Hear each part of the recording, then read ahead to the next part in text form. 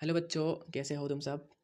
आज हम क्या पढ़ेंगे? आज हम पढ़ेंगे लंग्स से ऑक्सीजन का और कार्बन डाइऑक्साइड का डिफ्यूजन कैसे होता है ब्लड वेजल्स में, फिर ब्लड वेजल से बॉडी टिश्यूज में, और बॉडी टिश्यूज से फिर से ब्लड वेजल्स, और फिर से ब्लड वेजल से लंग्स तक कैसे होता है उसको हम समझेंगे। तो सबसे पहले हम क्या समझते हैं कि हमारा जो एयर है, हम जो इनहेल करते हैं हमारा एयर, वो कैसे हम इनहेल करते हैं एटमोस्फेरिक से, मतलब हम को किस किस पार्ट के थ्रू उसको इनहेल करते हैं।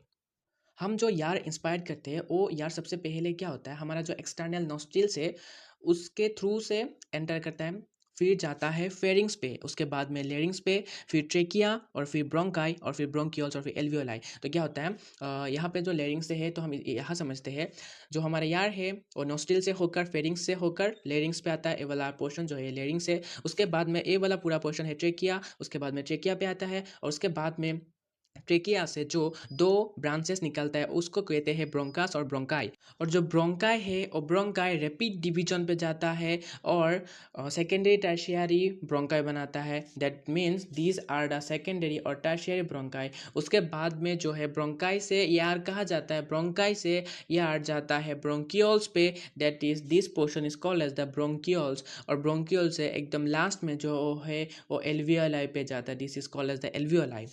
हमने समझ लिया यार कैसे एंटर करता है। अभी हम समझेंगे कि डिफ्यूजन कैसे होता है यार का।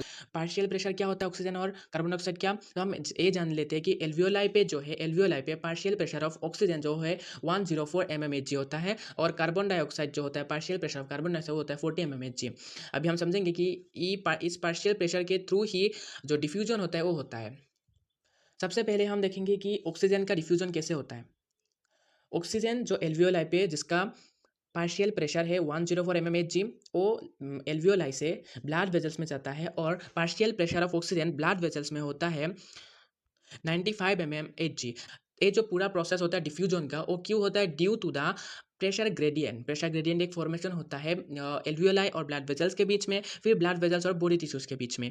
तो देखो एल्वियोलाई में जो पार्शियल प्रेशर ऑफ ऑक्सीजन है वो है 104 mmHg, और ब्लड वेजल्स में है 95 mmHg।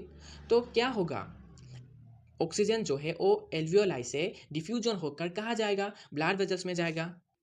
क्यों जाएगा, ड्यू टू प्रेशर ग्रेडियंट जो फॉर्मेशन हुआ, एल्वियोलाई में प्रेशर ज़्यादा है और ब्लड वेजल्स में कम है, तो ऑक्सीजन डिफ्यूजन होकर ब्लड वेजल्स में चला आया। उसके बाद में जो ब्लड वेजल है ऑक्सीजन को क्या करेगा, कैरी करके बॉडी टिश्यूज तक ले जाएगा। दैट मीन सपोज समझ लो ये वाला हमारा बॉडी टिश्यू है तो इधर ऑक्सीजन को ले आया। और अभी हमको पता है कि ब्लड वेजल्स में ऑक्सीजन का जो पार्शियल प्रेशर है वो कितना है, 95 mmHg।